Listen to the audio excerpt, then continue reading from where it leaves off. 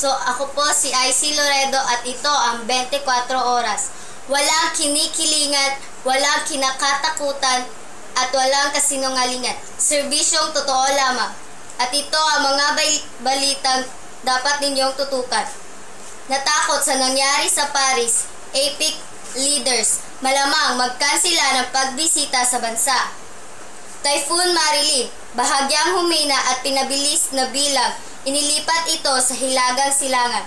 Sa balitang showbiz, tila nananatiling magkaibigan at profesional sa trabaho ang magkasintahang Lovie Poe at Rocco Nacino sa kabila ng espekulasyong hiwalay na sila.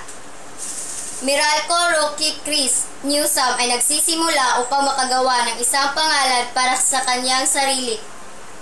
At sa balitang politika, Davao City Mayor Rodrigo Duterte sa Lunes pinagtibay ang kanyang desisyon na tumakbo sa presidente sa 2016.